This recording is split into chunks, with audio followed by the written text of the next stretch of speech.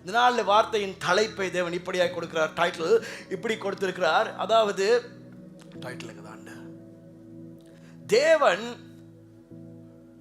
தேவன் நம்முடைய வாழ்க்கையிலே யார், தேவன் எனக்கு யார், who is God to me, கடவுள் எனக்கு யார் என்று சொல்லி இந்த நாளில் ஆண்டவர் பேசும்படியா ஏவினார். ஸோ முதல்ல நாங்கள் பார்த்தோம், இப்படியான காரியங்கள் எல்லாவற்றையுமே இயங்க இருக்க அசைய எல்லாமே தேவன் தான் எனக்கு கிருபை கொடுத்திருக்கிறார்.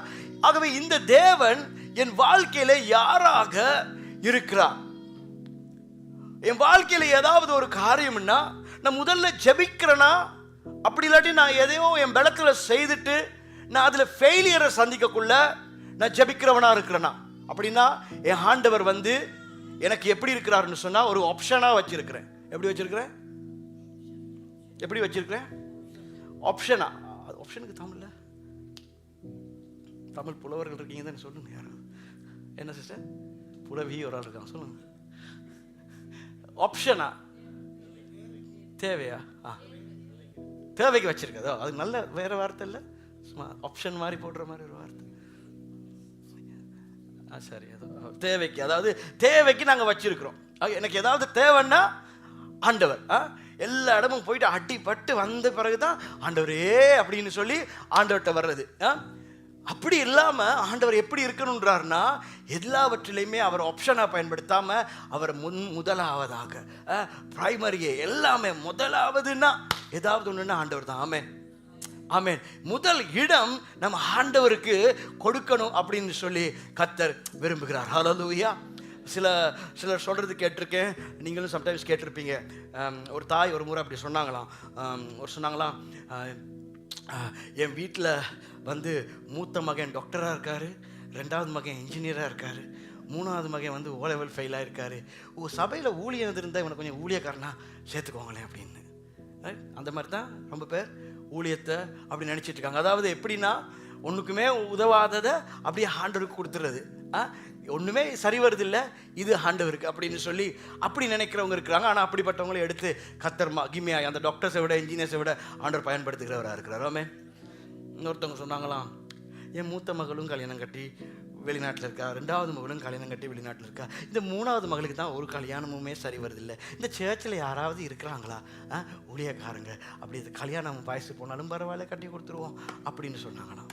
அப்போ கடவுளுடைய காரியம், கடவுளுடைய இதுகள் இப்படித்தான் இன்னைக்கு பல மனுஷரால் நினைக்கப்பட்டு செயல்படுத்தப்பட்டு வந்து கொண்டிருக்கு. பலருக்கு தேவன் எப்படியா இருக்கிறார் அப்படின்னு சொன்னால் அவங்களோட தேவைக்கு மட்டும்தான் ஆண்டவர்னு வச்சிட்டு இருக்காங்க. அதான் நாங்கள் அந்த வசனத்தில் நாங்கள் வாசித்தோம். அது ஒரு காலத்தில் நாங்கள் அப்படி இருந்தோம், பரவாயில்ல. ஒரு காலத்தில் நமக்கு ஆண்டவர்னா இயேசுன்னா என்னது, எங்களுக்கு ஒரு ஏடிஎம் மெஷின் மாதிரி. போனோமா அப்படியே ஒரு ஜெபத்தை பண்ணோமா அப்படியே எங்களுக்கு அவர் பணத்தை கொடுத்துருவார், என்னோட தேவையை சந்திச்சிடுவார். எனக்கு வீடு வேணும், மனைவி வேணும், கணவன் வேணும், பிள்ளை வேணும், தொழில் வேணும், வியாபாரம் வேணும், அது வேணும், இது வேணும்னு கேட்ட உடனே பெற்றுக்கொள்ளுகிற ஒரு நபராக ஒரு ஒரு தெய்வமாகத்தான் நாம் அவரை பார்த்துட்டு இருந்தோம். அப்படி இல்லாட்டி ஒரு நோய் வந்துச்சுன்னு சொன்னா தான் ஆண்டவர்கிட்ட போயிட்டு ஆண்டவரே எனக்கு நோய் இருக்குது, எனக்கு பலவீனம் இருக்குது, என்ன சுகப்படுத்துங்கன்னு சொல்லி பார்க்குற ஒரு மருத்துவராக நாங்கள் பார்த்தோம். எஸ், அவர் ஒரு மருத்துவராகவும் இருக்கிறாரு. அதே நேரத்தில் குடும்பத்தில் சமாதானம் இல்லையா, பிரச்சனை இல்லையா, குடும்பத்தில் ஒரே குழப்பமாக இருக்குதா, நிம்மதி இல்லையா, உடனடியாக அவர்கிட்ட போயிடுவோம். அப்படியே அந்த கோர்ட்டில் ஜட்ஜிக்கிட்ட போகிற மாதிரி அப்படியே எங்கள் குடும்பத்தில் இதெல்லாம் பிரச்சனை இருக்குன்னு சொல்லி அவர் எல்லாவற்றையுமே தீர்த்து வைக்க வேண்டியவராக இருக்கிறார். எஸ், அவர் தீர்த்தும் வைப்பார். ஆனால் இதற்குள்ள மட்டும் நாங்கள் அவரை வைக்காம அவர் எல்லாவற்றையுமே அவரிடத்திலிருந்து பெற்றுக்கொள்ளுகிற ஒரு பெற்றுக்கொள்றதுக்காக நாங்கள் அவரை வைத்திருக்காம, இல்லாட்டி ஒரு ஆப்ஷனாக நாங்கள் அவரை வைத்திருக்காம, அவரை இதை தாண்டி ஒரு பாசத்தில் நேசத்தில் நாங்கள் அவரை தேட வேண்டும் என்று சொல்லி இந்த காலையில கர்த்தர் நம்மிடத்தில் கேட்கிறார். ஹல்லேலூயா, ஹல்லேலூயா. சிந்தித்து பார்ப்போம். நாம் ஒவ்வொரு நாளும் ஜெபிக்கிறீங்கன்னு நம்புகிறேன். ஒவ்வொரு நாளும் நீங்கள் ஜெபிக்கிறதுக்குன்னு சொல்லி போய் அமர்ந்தா நீங்கள் எப்படி உங்கள் ஜெபம் இருக்குது? ஒரு மணித்தியாலும் ஜெபிக்கிறீங்களா, அரை மணித்தியாலும் ஜெபிக்கிறீங்களா? அந்த ஜெபத்தில் நீங்கள் அதிகமாக உங்கள் தேவைகளை அவரிடத்தில் அனுப்பி தேவைகளை சொல்லி ஆண்டவரே எனக்கு இது எல்லாமே தாரும் அப்படின்னு சொல்லி கேட்கிற ஒரு நபராக நீங்கள் இருக்கிறீங்களா?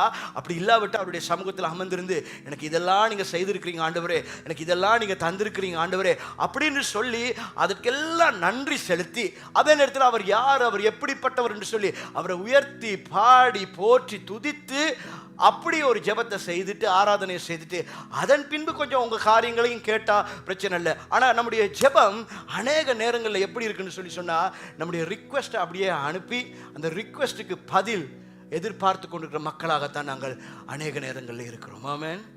இன்னைக்கு பாடின பாடல் மாதிரி இன்னும் துதிப்பேன், இன்னும் துதிப்பேன், எக்காலத்திலும் துதிப்பேன். போயிட்டு அவருடைய சமூகத்தில் அமர்ந்துட்டு, ஆண்டவரே எனக்கு இது கிடைக்கல அது கிடைக்கலன்னு இல்லை, இதெல்லாம் கிடைக்கிட்டு வர ஜெபிச்சிருக்க ஆண்டவரே, இதெல்லாம் வேணும் ஆண்டவரே, ஆனாலும் நான் உண்மை துதிப்பேன் என்ற இடத்துக்கு நிலைக்கு நாங்கள் வர வேண்டும் என்று கர்த்தர் எதிர்பார்க்கிறார். ஆமென், ஆமென். இந்த இடத்துல தேவையில்லாதவர்கள் யாருமே இல்லை. எல்லாருமே பல தேவைகளோடு இருக்கிறோம், பல காரியங்களுக்காக ஜெபித்து கொண்டிருக்கிறோம். ஆனால் தேவன் அதை அனைத்தையும் தர வல்லமுள்ளவராக இருக்கிறார். ஆனாலும் ஆண்டவர் சொல்கிறார், அதையெல்லாம் தாண்டி நீங்கள் எனக்கு கொடுக்க வேண்டிய கனத்தை, எனக்கு என்னோட செலவழிக்க வேண்டிய நேரத்தை, அந்த அன்பை நீங்கள் பரிமாற வேண்டும் என்று சொல்லி அவர் ஏங்கி கொண்டு இருக்கிறார். ஹல்லேலூயா, ஹல்லேலூயா. யோவான் 6ஆம் அதிகாரம் 26ஆம் வசனத்திலிருந்து சில வசனங்களை வாசிப்போம். John chapter 6. இயேசு அவர்களுக்கு பிரதியுத்தரமாக, இயேசு அவர்களுக்கு பிரதியுத்தரமாக, நீங்கள் அற்புதங்களை கண்டதினால் அல்ல, நீங்கள் அற்புதங்களை கண்டதினால் அல்ல, நீங்கள் அப்பம் புசித்து திருப்தியானதினாலேயே. நீங்க எதனால என்ன தேடுறீர்கள் அப்படின்னு சொன்னா, அப்பம் புசித்து திருப்தியானதினால, நல்ல வயிறு நிறைய உங்களுக்கு அப்பம் கிடைச்சனால தான் நீங்கள் என்னை தேடுகிறீர்கள் என்று சொல்லி மெய்யாகவே மெய்யாகவே உங்களுக்கு சொல்கிறேன். ஆமென். எவ்வளவு ஒரு என்ன சொல்றது இந்த வசனத்துக்கு? இயேசு இப்படி பார்த்து ஒரு ஜனத்தை பார்த்து சொல்றாருன்னா, அந்த ஜனத்துக்கு எவ்வளவு ஒரு தலகுனிவா வெக்கமா இருந்திருக்கு. ஐயோ, எங்களை இப்படியா இவர் நினைச்சு வச்சிருக்கிறாரு, அப்படிதான் தோணுது இல்லை? அதை வாசிக்கல. அப்பம், ஒரு அப்பம் புசித்து திருப்தி ஆனீங்க, எல்லாம் வந்தீங்க, நல்லா அப்பம் கொடுத்தேன், எல்லாம் அப்பம் சாப்பிட்டு எல்லாம் திருப்தி ஆனீங்க, இதனால தான் நீங்க எல்லாம் என்ன தேடுறீங்கன்னு சொல்லி ஒரு முறை இல்லை சொல்லல, மெய்யாகவே மெய்யாகவே மெய்யாகவே சொல்றாராம். ஆமென். மெய்யாகவே மெய்யாகவே அவங்க எதுக்கு வந்தாங்க, எதுக்கு என்ன தேடுறாங்க, எதுக்கு என்னோட இருக்கிறாங்கன்னு சொல்லி அவர் அவ்வளவு அழகாக அறிந்து அவர் சொல்லுகிறார். அடுத்த வசனத்தில் என்ன சொல்றாரு? அழிந்து போகிற போஜனத்திற்காக அல்ல. அழிந்து போகிற போஜனத்துக்காக அல்ல. அப்ப நாங்க இன்னும் கொஞ்சம் சேர்த்துக்கலாம். போஜனம் மட்டுமா அழிந்து போகும் இந்த உலகத்துல? இல்ல, இன்னும் நிறைய விஷயம் அழிந்து போகும். நம்ம என்னென்ன காரியங்களை தேடுகிறோமோ, என்னென்ன காரியம் வேணும்னு சொல்லி ஓடிட்டு இருக்கோமோ, அது பணமா இருக்கலாம், பொருளா இருக்கலாம், நபர்களா இருக்கலாம், சொத்தா இருக்கலாம், எதுவா வேணும்னாலும் இருக்கலாம். இந்த அழிந்து போகிற பொருட்களுக்காக அல்ல, நித்திய ஜீவன் வரைக்கும் நிலை நிற்கிற போஜனத்திற்காகவே கிரியை நடப்பியுங்கள். நீங்க எதுக்காக என்ன தேடுங்கன்னு சொன்னா, அழியாத அந்த நித்தியத்தை அடையணும் என்பதற்காக என்ன தேடுங்க. ஆமென். பத்தல. ஆமென்.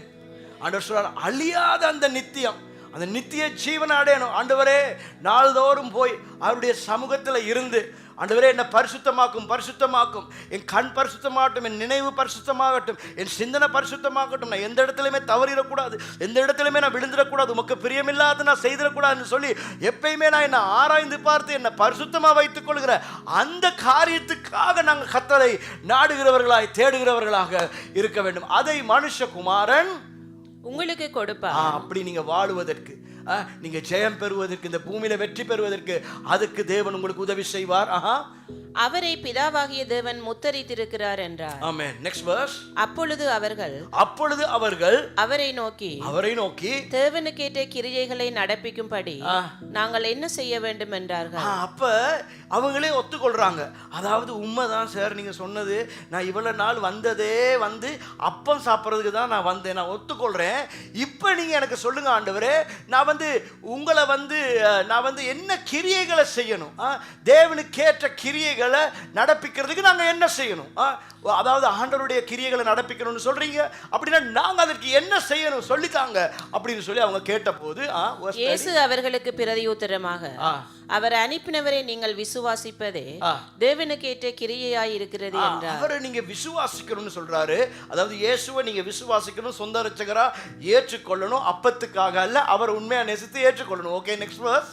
அதற்கு அவர்கள் அப்படியானால் உம்மை விசுவாசிக்கும் படிக்கு நாங்கள் காணத்தக்கதாக நீர் என்ன அடையாளத்தை காண்பிக்கிறீர் என்னத்தை நடப்பிக்கிறீர்? எங்களுக்கு என்ன அடையாளத்தை காண்பிக்கிறீர், என்னத்தை நடப்பிக்கிறீர்? நாங்க இப்ப உங்களை விசுவாசிக்கிறோம், ஓகே, நாங்க உங்களை நம்புறோம், சரி, ஓகே, அதனால நீர் எங்களுக்கு என்னத்தை காண்பிக்க போறீர், எந்த நடப்பித்து காண்பிக்க போறீர் அப்படின்னு அவங்க கேட்டதுக்கு இயேசு கொடுக்கிற பதில், வானத்திலிருந்து அவர்களுக்கு அப்பத்தை புசிக்க கொடுத்தார் என்று எழுதியிருக்கிறபடி நம்முடைய பிதாக்கள் வனாந்திரத்தில் மன்னாவை புசித்தார்களே என்றார். வனாந்திரத்தில் மன்னாவை புசித்தார்கள். இயேசு அவர்களை நோக்கி வனாந்திரத்தில் இருந்து வந்த அப்பத்தை மோசே உங்களுக்கு கொடுக்கவில்லை. இப்ப எல்லாம் நினைச்சிட்டு இருக்கீங்க உங்க எல்லாருக்குமே இந்த வனாந்திர பாதையில அப்பத்தை கொடுத்தது மோசேன்னு சொல்லி, ஆனா மோசே இல்ல கொடுத்தது என் பிதாவோ வானத்திலிருந்து வந்த மெய்யான அப்பத்தை உங்களுக்கு கொடுக்கிறார் என்று மெய்யாகவே மெய்யாகவே உங்களுக்கு சொல்லுகிறேன்.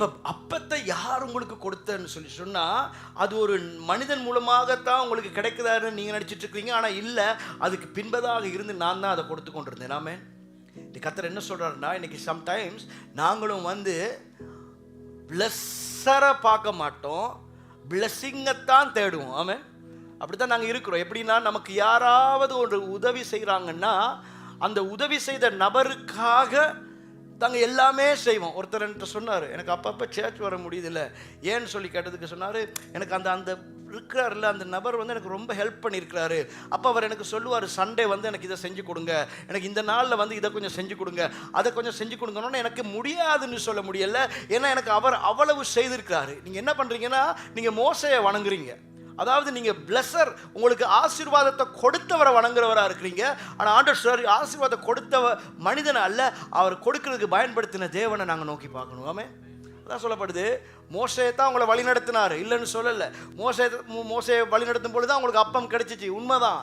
ஆனா அந்த அப்பத்தை மோசை மூலமா கொடுக்க வச்சவர் நான் தான். ஆமே, தேவன் தான். ஆமே, மெய்யான அப்பத்தை உங்களுக்கு கொடுக்கிறார் என்று மெய்யாகவே மெய்யாகவே உங்களுக்கு சொல்கிறேன். நெக்ஸ்ட் வெர்ஸ், வானத்திலிருந்து இறங்கி உலகத்துக்கு ஜீவனை கொடுக்கிற அப்பமே தேவன் அருளிய அப்பம் என்றார். ஓகே, நெக்ஸ்ட் வெர்ஸ், அப்பொழுது அவர்கள் அவரை நோக்கி ஆண்டவரே இந்த அப்பத்தை எப்பொழுதும் எங்களுக்கு தர வேண்டும் என்றார்கள். எப்பயுமே அப்பத்திலே தான் இருக்கிறாங்க அவங்க, எப்பயுமே எங்களுக்கு அப்பம் தாங்கன்னே நிற்கிறாங்க. இயேசு அவர்களை நோக்கி ஜீவ அப்பம் நானே, ஜீவ அப்பம் நான் தான். என்னிடத்தில் வருகிறவன் நல்லா விளங்கிக்கோங்க, என்னிடத்தில் வருகிறவன் ஒரு காலம் பசியடையான், என்னிடத்தில் விசுவாசமாய் இருக்கிறவன் ஒரு காலம் தாகமடையான். வார்த்தை என்ன சொல்லுதுன்னா, அவர்கிட்ட போயிட்டா ரெண்டு காரியம் சொல்லப்படுது. அவர்கிட்ட போயிட்டோம்னு சொல்லி சொன்னா, நான் முதல்ல ஆவிக்குரிய காரியத்தை சொல்றேன். எந்த காரியத்தை குறித்தும், உலக காரியத்தை குறித்ததான எந்த ஒரு பசியோ தாகமோ, ஐயோ எனக்கு அது இல்லையே இது இல்லையன்றதெல்லாம் நமக்கு வராது என்று சொன்னால், நம்முடைய எல்லா பசியையும் தாகத்தையும் அவருடைய சமூகம் நமக்கு திருப்திப்படுத்துமாமே. நீங்கள் நினைப்பீங்க, ஐயோ அங்கே போனால் சந்தோஷமாக இருக்கலாம், இங்கே போனால் சந்தோஷமாக இருக்கலான்ட்டு. ஆனால் கர்த்தருடைய சமூகத்தில் வந்து நீங்கள் இருந்துட்டு பெறுற சந்தோஷம் அந்த சந்தோஷங்களை காட்டிலும் மேன்மையானதாக இருக்கும். ஆமே, அடுத்த விஷயம், நான் உலக பிரகாரமான விஷயத்த சொல்கிறேன். அதாவது நம்ம அவர்கிட்ட வராமல் அவர் கொடுக்குற ஆசீர்வாதத்துக்கு பின்னால் போவோம்னு சொல்லி சொன்னால், வார்த்தை என்ன சொல்லுதுன்னு சொன்னால், அவன் பசியடையான், என்னிடத்தில் விசுவாசமாக இருக்கிறவன் ஒரு நாளும் தாகமடையான். நீங்கள் அவர் கொடுக்குற ஆசீர்வாதத்தின் பின்னால் போய்கிட்டு இருக்கிறீங்கன்னு சொல்லி சொன்னால், ஒரு நாள் அந்த ஆசீர்வாதம் இல்லாமல் போகும். ஆமென். ஒரு நாள் அந்த ஆசீர்வாதம் இல்லாமல் போகும். ஒரு நாள் அந்த கதவு மூடப்படலாம். ஒரு நாள் அந்த நபர் உங்களுக்கு உதவி செய்யாமல் போகலாம். ஒரு நாள் அதில் ஒரு குறைவு உண்டாகலாம். அப்படியே ஆனால் ஆண்டவரை தேடிக்கொண்டே இருந்தீங்கன்னா, அவருக்கு பின்பதாக நீங்கள் வந்து கொண்டே இருந்தீங்கன்னு சொன்னீங்கன்னா, அங்கே ஒரு குறைவு வந்தாலும், அங்கு கதவுகள் மூடப்பட்டாலும், கர்த்தர் உங்களுக்காய் வேறு கதவுகளை திறந்து உங்களை ஆசீர்வதிப்பார். ஹல்லேலூயா. சம்டைம்ஸ் நீங்கள் அவரை தேடாமல் போய்கிட்டு இருக்கிறனாலே, சம்டைம்ஸ் உங்களை அவர் பக்கமாக இழுக்கணுனாலே அவர் சில கதவுகளை மூடுவார். சில கதவுகள் அவரே மூடிடுவார். ஏன்னா நீங்கள் அவரை மறந்து, நாங்கள் பாடினது போல் அவரை மறந்து நீங்கள் வாழ்ந்துட்டே போகிறீங்க. அவர் வழிக்குள்ளே உங்களை கொண்டு வரணும். ஏன்னா இப்படியே போனால் நீங்கள் ரட்சிப்பை இழந்துருவீங்க, நித்திய ஜீவனை இழந்துருவீங்க. ஆகவே அவர் என்ன செய்வார்னா, அங்கே சில கதவுகளை மூடுவார். ஆகவே ஆவிக்குரிய ரீதியாகவும் நமக்குள்ள எந்த விதமான குறைவுகள், பசி தாகம் வரையும் அவர் விடமாட்டார் அவரை தேடும்போது. அது நேரம் உலக பிரகாரமாகவும் நம்ம அவரை மறந்துட்டு பல காரியங்கள் பின்னால் போனோம்னு சொன்னால், நம்ம அநேக காரியங்கள் நமக்கு தேவைப்படும், இழந்து போவோம். ஆனால் அதை எல்லாவற்றையும் விட்டுட்டு அவர் பின்பதாக நாங்கள் வருவோம் என்று சொல்லி சொன்னால், அவர் நமக்கு எந்த குறைவும் வர விடமாட்டார். ஹல்லேலூயா, ஹல்லேலூயா. நம்ம தேடி போகிற ஆசீர்வாதங்கள் ஃபேடாகி போகும். ஆனால் நாம் தேடி போகிற அந்த பிளஸர், எங்களை பிளஸ் பண்ணுகிறவர்களை ஆசீர்வதிக்கிறவர், அவர் ஒரு நாளும் கைவிடவே மாட்டார். ஹல்லேலூயா. குறைவுபட அவர் ஒரு நாளும் விடவே மாட்டார். ஹல்லேலூயா. ஆகவே நாம் எதற்காக அவரை தேடுகிறோம் என்று சொல்லி அவர் நன்கு அறிந்திருக்கிறார். நம்ம மனுஷனை கூட ஏமாத்தலாம். சம்டைம்ஸ் பாருங்க, நமக்கு மனுஷங்களே நம்மளோட பழகக்குள்ள பேசக்குள்ள நமக்கு தெரியுது உள்நோக்கம் என்னான்னு தெரியுது, எதற்காக இப்படி பேசுகிறாங்கன்னு தெரியுது, எதற்காக பழகுறாங்கன்னு தெரியுது. ஒரு சின்ன பிள்ளை வந்து நம்மக்கிட்ட வந்து எதையோ ஒன்று கேட்குதுன்னு சொன்னால் அந்த பிள்ளை வந்து இது ஏதோ ஒரு காரியத்தை பெற்றுக்கொள்ள, ஏதோ ஒரு சின்ன ஒரு பிள்ளை வந்து சொல்லுது, எனக்கு இப்போ நான் சொல்லுவேன் உதாரணமாக என் மகன்கிட்ட போய்ட்டு சொல்கிறேன், எனக்கு ஒரு கிஸ் கொடுங்க அப்படின்னு சொன்னால் முடியாது அப்படின்னு வரும். அதில் ஒரு சாக்லேட் தரேன் பண்ணுங்க அப்படின்னா பண்ணுவார். அது வந்து சின்ன பிள்ளை, தெரியாத வயசில் பண்ணிட்டு இருக்கு. இதே மாதிரி ஆண்டவரும் நீ வந்து ஜெபம் பண்ணு நான் உனக்கு இது தாரேன், நீ வந்து ஜெபம் பண்ணு நான் உனக்கு அது தாரேன்னு அவர் சொல்லிட்டு இருக்க மாட்டார். நாம் அவரை எதற்காக தேடுகிறோம் என்பதை அவர் நன்கு அறிந்திருக்கிறார். இன்றைக்கி சாதாரண மனிதர்கள் கூட ஆண்டவரை தேடுறது, செபிக்கிறது எல்லாமே ஒரு சில காரியங்களை பெற்றுக்கொள்றதுக்காக இருக்குது. அதை பெற்றுக்கொண்டது பின்பு அவரை தேடாதவர்களாய் நாம் வாழ்ந்து கொண்டிருக்கோம். இது அவருக்கு வேதனை உண்டு பண்ணுகிறதா இருக்கிறது. ஒரு வார்த்தையை நாங்கள் வேதத்திலிருந்து வாசிப்போம். அவரால் படைக்கப்பட்ட நாங்கள் அவரை தேடணும், அவரை ஆராதிக்கணும் என்பது அவருடைய நோக்கமாய் சித்தமாய் இருக்கிறது. என்ன நடக்கும் அவரை தேடாதவர்கள், அவரிடத்தில் வராதவர்களுக்கு என்று சொல்லி வேதம் சொல்லப்பட்டிருக்கிறது. கொஞ்சம் பயங்கரமாக தான் இருக்குது இந்த வசனத்தை வாசிக்கக்குள்ள. ஆனால் வாசிப்போம். ரோமர் 1:21 முதல்ல வாசிப்போம். அவர்கள் தேவனை அறிந்தும், அவர்கள் தேவனை அறிந்தும், எங்களை பற்றி சொல்லப்படுது, அவர்கள் தேவனை அறிந்தும் அவரை தேவனென்று மகிமைப்படுத்தாமலும், சரி தேவனென்று மகிமைப்படுத்தாமல், தெரியும் இவர்தான் ஆண்டவர் என்று சொல்லி அவரை மகிமைப்படுத்தாமலும் ஸ்தோத்தரியாமலும் இருந்து தங்கள் சிந்தனைகளினாலும் வீணரானார்கள். உணர்வில்லாத அவர்களுடைய இருதயம் இருளடைந்தது. என்ன உணர்வில்லைன்னு சொன்னா, அவர் தேவன் என்று அறிந்தும் அவரை ஆராதிக்காம, அவரை மகிமைப்படுத்தாம, அவரை ஸ்தோத்தரியாம இருக்கிற மனிதர்களுடைய இருதயங்கள் இருளடைகிறது என்று சொல்லி வேதம் சொல்லுகிறது. சரி, அதை அப்படியே வச்சுட்டு கொஞ்சம் முன்னால போவோம். 28 இருந்து பார்ப்போம். தேவனை அறியும் அறிவை பற்றி கொண்டிருக்கிற அவர்களுக்கு மனதில்லாதிருந்தபடியெல்லாம் முதல்ல சொன்னபடி தேவனை அறிந்தவர்கள், ஆனா அவரை ஆராதிக்கணும் துதிக்கணும்ன்ற எண்ணம் அவர்களுக்குள்ள இல்லாதபடினால் என்ன நடக்குதாம்? தகாதவைகளை செய்யும்படிக்கு தேவன்